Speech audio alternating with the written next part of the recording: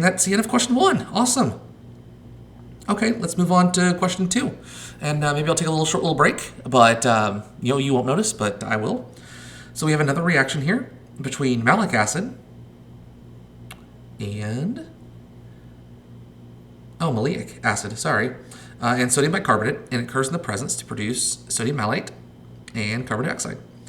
Equal masses in chunks with sufficient water, and determines that 0.0114 moles of CO2 is produced. I want to know grams. Cool, I can do that pretty easily. Simple enough to calculate. We're going to take 0.0114 moles of CO2, and we're going to convert that to grams utilizing the molar mass. One I actually have memorized, which is quite nice. So go through, punch that into your calculator. You're going to end up with 0.502 grams of CO2. Boom, there you go. The CO2 produced from the reaction at 20 degrees Celsius was collected and found to have a pressure of 0.125 atm. Calculate the volume. Oh, this sneaky little PV equals nRT question. Always find a sneaky little one of those on some of these exams here. So we're given our pressure. It's asking for volume. So N value here, 0.0114. R, 0.08206. And we're going to go 293 Kelvin.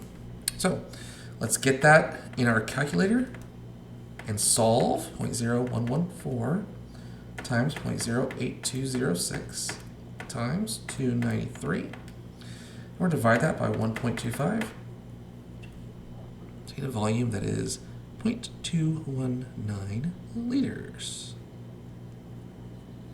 Okay. Yeah, seems simple enough. Almost too simple. A little suspect, but let's move on. Student performs a second experiment that is identical to the first, except that when the student grinds the chunks into powder before combining the water with the powder, what happens to the surface area of the reactants? Well, goodness, kinetics questions have come a long way. Surface area increases. Okay. Rate determining step for the overall reaction of dissolving solids, will the time required for dissolving the solids in the second experiment be longer than, shorter than, or the same time? Well, if the surface area is higher, we end up with higher collisions,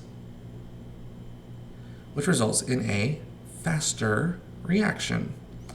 Interesting way to guise a kinetics question.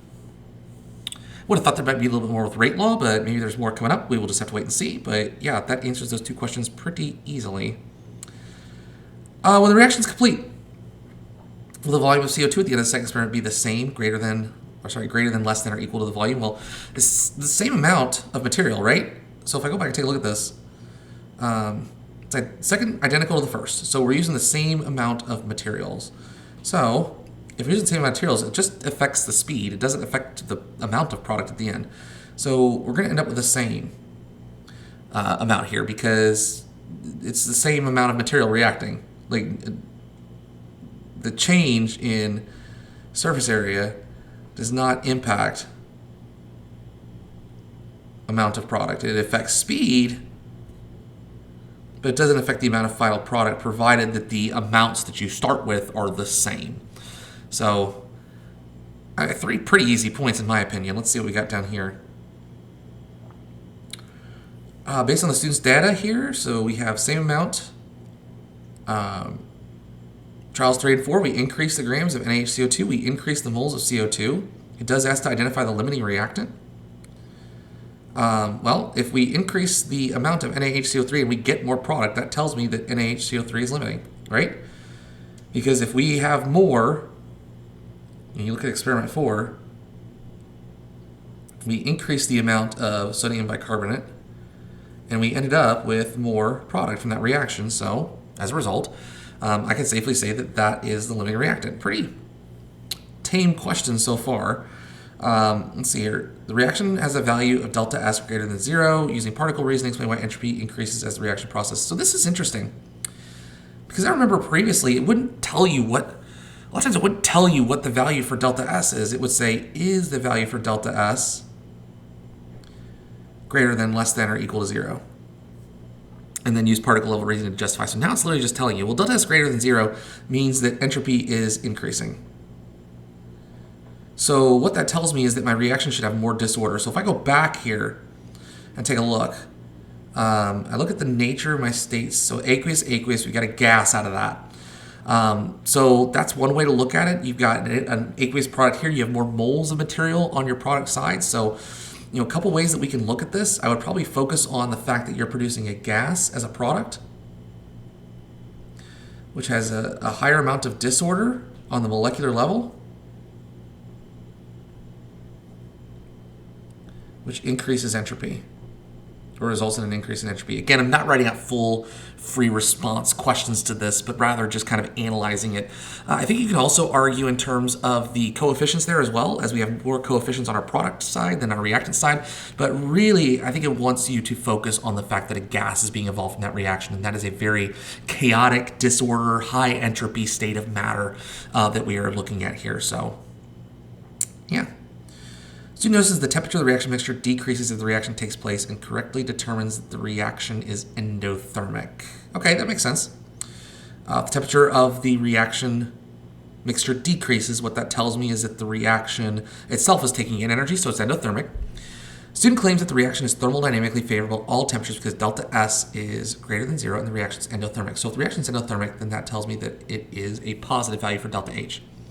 If we're talking thermodynamic favorability here, we're basically focusing in on delta G and whether delta G is positive or negative. So if it's thermodynamically favorable, delta G will be negative. And it says at all temperatures. So the way I like to look at this is from a very non-mathematical perspective. So delta H here is endothermic, so that tells me that delta H is positive.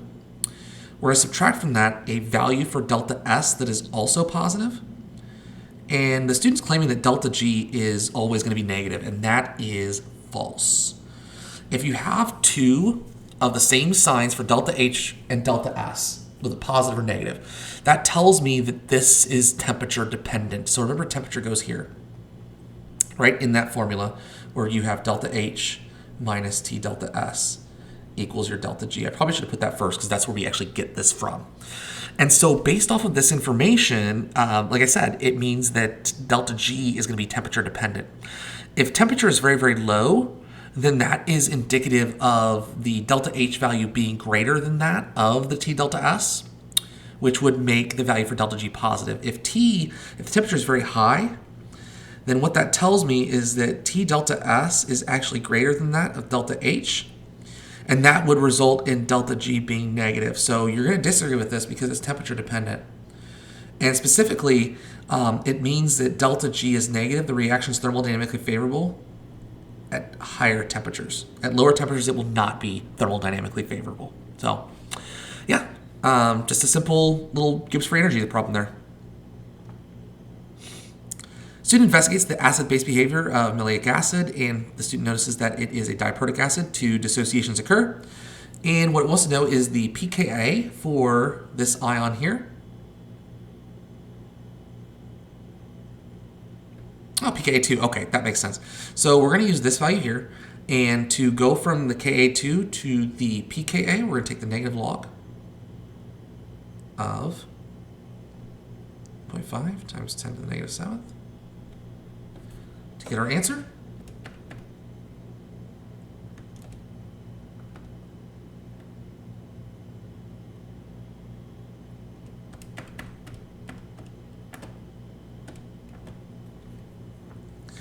And so what we end up with here is a pKa that is 6.1.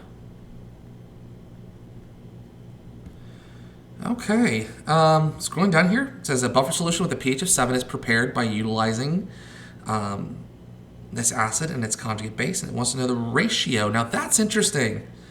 I don't think I've seen a question that's asked about the ratio in the solution before, so I don't really know. I know how to approach this question. I'm not quite sure how to answer it exactly. pH of 7. So this is going to be Henderson-Hasselbalch because we're dealing with the buffer. And the pH is pKa. Let me make sure I have my formula right. Pretty sure it's plus. I know. You're not going to see this. Well, you're going to see it, but it's not going to be pretty. It's pKa plus, isn't it? Yeah.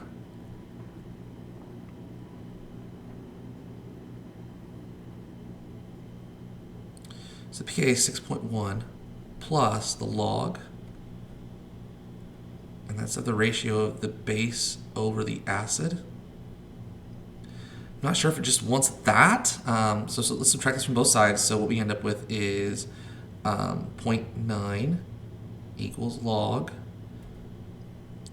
of base over acid. So where that log, we're going to take 10 to the power of, so 0.9, 10 to the power of. So what I get here is 7.9, and that is base over acid. So I think what that tells me, and again, I'm speculating here, it says ratio, so I don't know if what they're looking for is 7.9, ratio 7.9 base to 1 acid, or something along those lines. It does say ratio, so I don't know if 7.9 would just be okay with this. But yeah, I think that sums it up there. Again, a little bit of a trickier style of question, because I'm not quite sure what they're looking for specifically in terms of ratio. When I think of ratio, I think of this to that, so that's exactly what I'm going to put here. 7.9 base to acid makes sense because the pH of the buffer is much higher than that of the pKa, so I should have more base than acid that's in it. But again, we'll just kind of have to wait and see and figure out what the College Board's looking for there. So let's move on to the next problem.